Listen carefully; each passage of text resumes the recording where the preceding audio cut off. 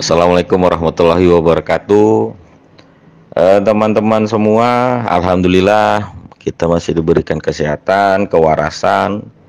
Ya, mudah-mudahan dengan nilai kesadaran yang tinggi kita mampu menelaah, meneliti dari setiap perjalanan kita, di mana kita dituntut untuk bisa berpikir dengan iman, untuk bisa memilah mana yang benar dan mana yang tidak. Jadi saya sini mau menjelaskan yang katanya dana amanah. Jadi dana amanah itu sebenarnya tidak ada yang namanya menyebabkan musibah. Dana amanah itu justru seharusnya bisa menjadi kemaslahatan umat gitu. Kenapa saya bilang gitu? Karena dana amanah ini kan punya sejarah, punya histori. Dana amanah ini terjadi karena ada jaminan. Jaminan itu apa? Jadi bangsa dan negara ini berdiri itu karena apa? Karena ada yang dibayar, ada yang dijaminkan. Salah satunya sebagai sistem tatanan keuangan. Nah, jadi pada sejarahnya dari tahun sebelum 1945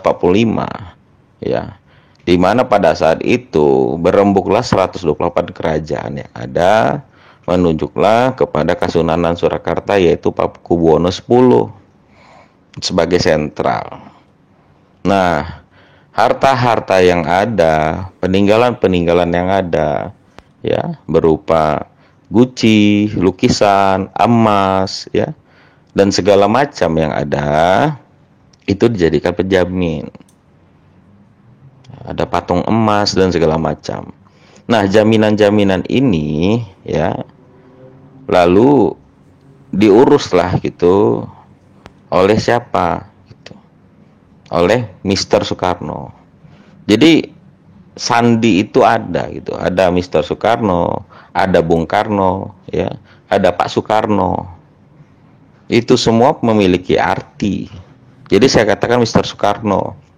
Nah, secara singkat, akhirnya setelah diurus menjadi SKR dan segala macam dan didaftarkan di beberapa instansi luar negeri semua yang sudah sebelumnya saya jelaskan, akhirnya ini menjadi sebuah jaminan keuangan. Jadi bank uang itu ada penjaminnya, dan itu dipakai juga oleh dunia internasional di berbagai negara yang jaminannya itu punya Indonesia. Nah, Mr. Soekarno, Bapak Soekarno itu akhirnya memberikan itu kepada Indonesia sebagai apa? Sebagai pondasi, berdirinya Indonesia, dan sebagai cita-cita yang akan digunakan untuk ke depan. Nah, jadi secara singkatnya, dana amanah itu kita harus mulai dulu tuh awalnya. Jadi dana amanah itu bukan untuk dibagi-bagikan dan sudah tercetus setiap tahun, tidak ada musibah. Justru dana amanah itu tercipta untuk mengayomi. Kenapa saya bilang gitu? Karena dana amanah itu diawali dari KMB sebenarnya. Apa KMB? Komisi Meja Bundar. Itulah cikal bakal perundingan mengerucutlah kepada PBB. Yang dimana dana amanah ini disepakati oleh para petinggi-petinggi dahulu, itu dijadikan salah satunya dana untuk menalangi segala macam musibah. Nah, musibah yang dimaksud itu apa? Misalnya di berbagai negara itu pun termasuk, misalnya ada musibah besar alam atau terjadi perperangan, itu termasuk musibah. Jadi misalnya hari ini ada perperangan di Irak, selama ini di Ukraina dan segala macam. Dan misalnya di Palestina, itu dana-dana yang dikirim oleh pemerintah itu adalah bersumber dari dana amanah. Jadi APBN ini tidak sanggup sebenarnya untuk ke situ. Nah, yang kedua selama ini apalagi periode Bapak Presiden kita sekarang Jor-joran tuh bangun bendungan, jalan di Papua ya, di Kalimantan bangun IKN, jalan tol dan segala macam. Saya rasa para pengamat ya, yang memahami secara tatanan ekonomi dan finansial negara ini paham dengan bahasa saya, walaupun saya sederhana sambil santai-santai gitu. Lucu aja dengar ada orang bilang bahasanya akan tercetus hanya dengan satu orang. Entah orang itu siapapun saya nggak tahu kan gitu. Nah, jadi contoh ya, tahun lalu itu negara Indonesia mampu membayar utang IMF sampai bahkan mendapatkan saham 20%. Sampai bahkan bisa membeli pesawat F-15 dari Amerika, Rafale, pesawat tempur ya, dan belum lagi helikopter ya, belum lagi apa namanya, kapal, mulai dari kapal selam Scorpion dan segala macam. Itu dari mana? Itu dari dana amanah ya, setiap tahun cairkan sesuai regulasi dan undang-undang yang berlaku. Jadi jangan, aduh, saya pikir disayangkan gitu kalau teman-teman ini yang selama ini punya pendidikan yang tinggi tidak mau meneliti kebenaran itu. Makanya saya bilang dilandasi dengan akal sehat dan keimanan. Jadi Allah memberikan petunjuk yang benar dan tidak. Mungkin tesis saya panjang ya, wajar. Di klub ini ya, di segala macam boleh disampaikan sama teman-teman. Kita ini pembelajaran, dan selama ini juga kita sudah memberikan bukti segala macam, bahkan sampai kepada dana amanah yang ditradingkan itu sudah jenengan, sistem itu sudah jenengan lihat sendiri. Jadi bagaimana bisa perusahaan Pertamina, Jasa Marga ya, perusahaan-perusahaan terbuka dan segala macam bisa membangun jalan tol, itu dari mana modalnya? Dari akuisisi itu tadi, diakuisisi kepada trade menjadi saham, ujung-ujungnya kan untuk kemaslahatan umat.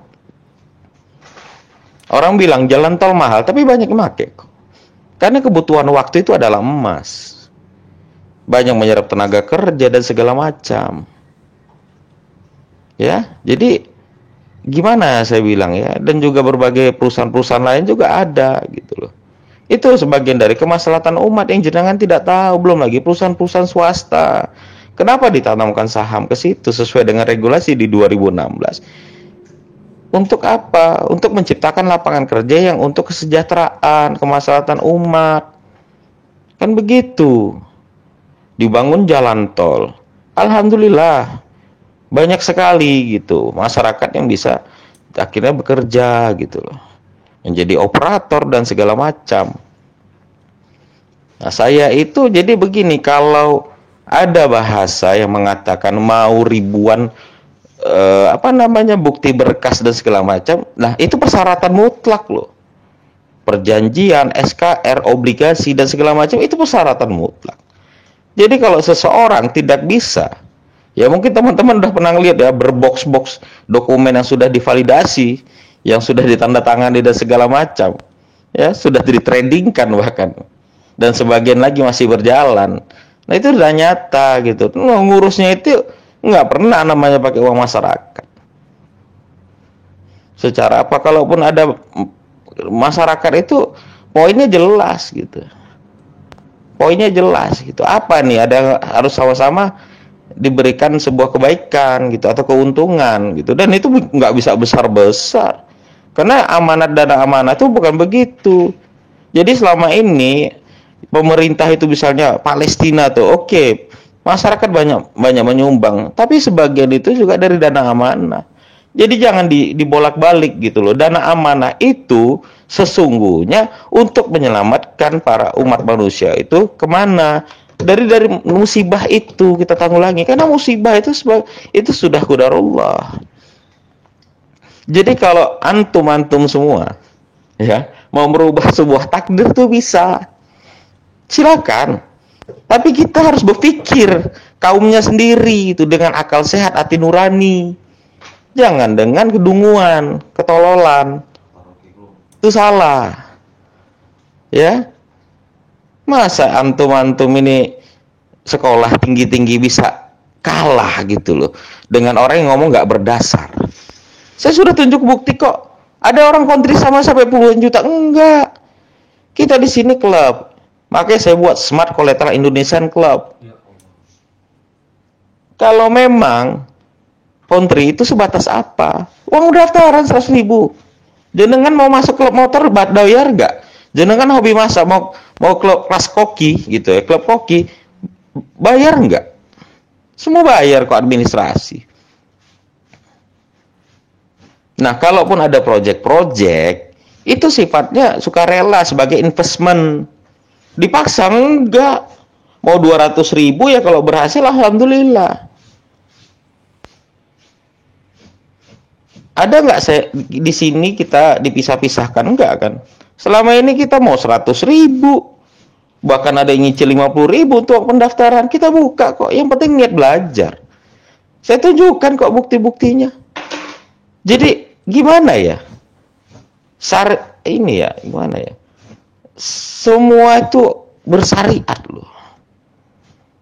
Wasilah apa ya? Syariat itu, dokumen itu adalah sebuah wasilah.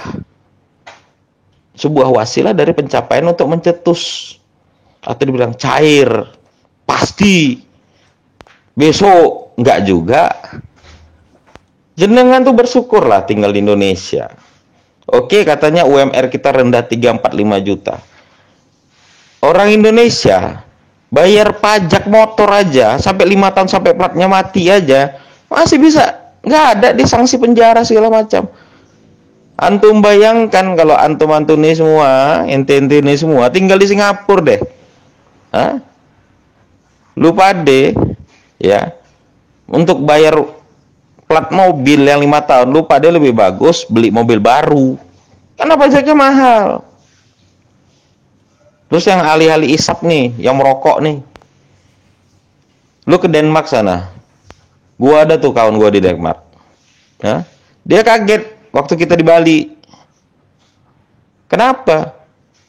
Dulu gua sebut aja ya, rokok dia Marlboro tau. Dia ngupahin anggota, dia ngasih untuk beli 1 bungkus. Yang menurut dia harga di Denmark. Akhirnya anggota kita pergi tuh ke toko, dibawanya berapa? 2 slop. Bayangkan. 1 bungkus di sana bisa beli 2 slop di sini. Jadi seimbang. Jadi pendapatan negara tuh dari sektor apa? Pajak, ekspor, impor dan segala macam. Pajak pendapatan dan segala macam. Pajak reklame dan segala macam. Emang cukup? Kagak. Dari dana mana? Bukan untuk kesejahteraan sosial bagi yang kontri, tapi untuk seluruh umat. Ya memang belum rata. Ini lagi ditata. Hulu dan hilir. Yang sulit itu hilir. Hulu itu dari tahun 82 tahu udah diatur semuanya, sudah didirect semuanya, semua berkas-berkas dilegalisasi dari semua lembaga sampai kepada rekening. Makanya yang kemarin datang yang saya undang, melihat nggak hologram asli, tanda stempel asli asli dari apa? Badan Rekening Indonesia. Nah jadi gimana? Nggak ada berkas, nggak ada apa, cuman cuap-cuap, cuman nguap-nguap, cuman dengeri suara, bisa cair. Hah? Belajar juga tuh namanya Agendum Verbenden. Belajar juga tuh perjanjian Oktroy. Biar paham, perjanjian Vatikan tuh yang paling baru. Itu dipelajarin, dicari tahu sejarahnya, biar tahu arti dana amanah kolateral itu apa. Biar tahu Mr. Soekarno itu menyerahkannya sama siapa. Karena antum sudah saya tunjukkan. Orang sembarangan kagak. Masih curi Rasulullah. Masih Mataram. Nah, semua segala macam itu barang-barang apa namanya kolateral itu sebagai penjamin itu sudah ini di Balai Kristi sana di Belanda udah didaftarkan semua, nggak bisa sembarangan. Ada nggak antum saya minta sampai jutaan puluhan juta ratusan juta MM-an bahkan sudah habis. Satu bukti aja kagak dikasih, goblok. Jadi mau gimana kita ngomong? Kalau nggak ada bukti, itu namanya goblok. Iya nggak? Nah, teman-teman di sini udah pada pinter gak? Semua kan? Buktinya juga bukan berkas, thread-nya segala macam, sampai tanda tangan presiden segala macam. Ada juga tuh yang bilang pejabat minta apa namanya? Minta jatah. Ya, aduh. Ini kalau kita laporkan ini kan enak nih duitkannya nih ya. Nutup nyumpal mulutnya pakai kaos kaki. Padahal semuanya mendukung, 13 kementerian harus nanda tangani, nggak ada minta jatah-jatah. Hah? Kita dilindungin kok. Ya, nggak ada. Lembaga rekrasering juga sebagai penjamin di kita, pelindung. Badan-badan sandi negara juga pelindung kita. Jadi hanya siapa bisanya? Hanya si Fulan yang bisa. Siapa bilang? Jadi dakwain deh, siarkan kepada teman-teman. Terserah dia. Kalau nggak berakal, nggak beriman, ya sudah. Nikmati tuh sahwat uang, tetean, ratusan deh. Emang lu mau buat negara sendiri apa ya? Hah? Emang tatanan negara nggak ada? Hah? Nggak seperti itu. Jadi mau sampai bongkok juga ya sudah. Tungguin aja itu. Kita mah kagak. Sistem kolektor kita berjangka investment. Itu regulasi. Jadi silakan kalau sudah didakwakan teman-teman, tinggal dia aja berpikir, kita ketawa-ketawa aja. Jadi gimana? Dokumen tuh sama kita semua, dari Sabang sampai Merauke. Jadi gimana mau carikan tanpa dokumen? Emang goblok apa? Emang ngayal gitu? Emang uka-uka gitu? Hah? Kagak ada. Di sini yang kerja itu orang-orang pintar semua, profesional. Para habib-habib, para ulama-ulama juga sebagai apa? Pengawas, pendamping, pembina, penasehat. Dana amanah dari dulu sudah tercetus juga, dari zaman Gus Dur sebelum jadi presiden. Siapa bilang dari tahun 96-97 sudah mulai tercetus kok, sampai nih sekarang. Jadi itu aja lah. Kadang-kadang ini obrolan kita bersama gitu. Jadi ini sebuah edukasi. Kalau memang orang masih mempertahankan gobloknya silakan. Nggak nafsi-nafsi kita nih. Nafsi-nafsi urusan lah. Jadi ya udah. Kalau nggak mau ngerubah takdir ya sudah. Investment tuh sekedarnya gitu loh. Kalau mau apa ya kerja, usaha. Kalau belum dapat hasilnya yang sesuai harapan ya bersabar. Tawakal. Bukan lu ada uang 1 M, lu habis, lu berutang, rumahmu lu dijual, dan segala macam, akhirnya lu nunggu, sampai bongkok, sampai mati. Udah bertahun-tahun tuh ada yang mati di penjara, dan segala macam. Itu. Bertuhan kagak?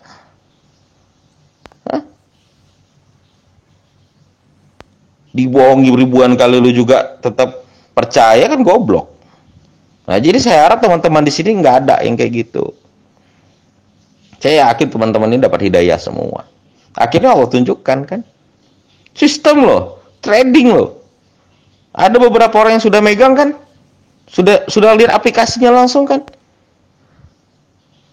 Sudah lihat surat langsung oleh presiden kan. Penjaraannya sekian. Jadi harus dipikirkan itu tadi hulu hilir. Nah hilirnya ini juga bukan persoalan gampang. Ini kapitalis, konspirasi, propaganda. Bukan dengan kontri besar-besaran, tapi dengan akal cerdas. Itu juga masih gambling, berhasil apa enggak. Oke, kalau berhasil, bisa kita nikmatin. Ada kepala pemerintahan loh.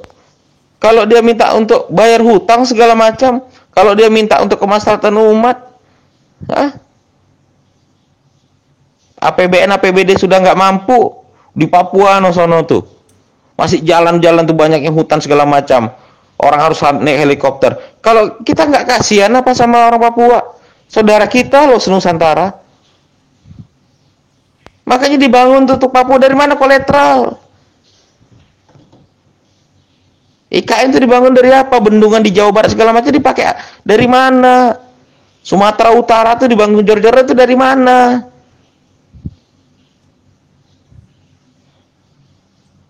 Jadi ayolah kita belajar smart. Ayo bergabung di mana? Di Smart Collateral Indonesian Club. Dapat ilmu, dapat silaturahmi. Duduk sama rata tinggi tanpa raja, nggak ada deh pimpinan-pimpinan bos di sini. Tidak ada yang tinggi sebenang. Tukar pikiran boleh, ngobrol boleh kok. Nggak ada masalah. Jadi saya doakan teman-teman semua tetap sehat, smart, cerdas, ya, dan mampu bangkit dari segala makan terpuruk. Ya, itu hak Allah. Ketika hidayah dijemput, kan itu salah satu tanda kasih sayang Allah nyampe. Tinggal kita istiqomah aja. Kita tinggal tawakal aja, tapi berusaha bangkit. Bismillah. Daripada terus merosok ke jurang. Jadi siapa lagi kalau bukan kita yang memulai? Itu aja yang mau saya sampaikan. Semoga saudara-saudari, Bapak Ibu semua sehat walafiat, diberikan keberkahan rezeki, kesehatan, hidayah, dan memiliki jiwa dan mentalitas kuat. Kita harus mengadakan transformasi dan revolusi mental yang selama ini sudah hancur dengan paradigma, dengan stigma, dengan dogma dan segala macam dari para yang mengaku bisa mencairkan dana amanah. Saya nggak bisa. Tapi saya tergabung dalam tim dan sistem. Siapa yang mencairkan? Si A kagak. Instrumen semua. Ada pemerintah, ada pewaris, ada tim. Yang mencairkan siapa? Nggak ada. Yang mencairkan ya rakyat Indonesia. Untuk rakyat Indonesia. Tapi kagak terasa aja sama lu karena nggak peka. Gua rakyat Indonesia nggak? Pewaris rakyat Indonesia nggak? Presiden menteri rakyat Indonesia nggak? Orang perbankan rakyat Indonesia nggak? Jadi nggak ada rakyat Indonesia untuk rakyat Indonesia. Jadi itu aja deh yang mau saya sampaikan. Semangat, smart, ya, lakukan transformasi dan reformasi, revolusi mental agar kita tidak semakin terkubur dengan kebodohan. Itu aja yang mau saya sampaikan. Saya ucapkan wabillahi taufiq walhidayah. Wassalamualaikum warahmatullahi wabarakatuh.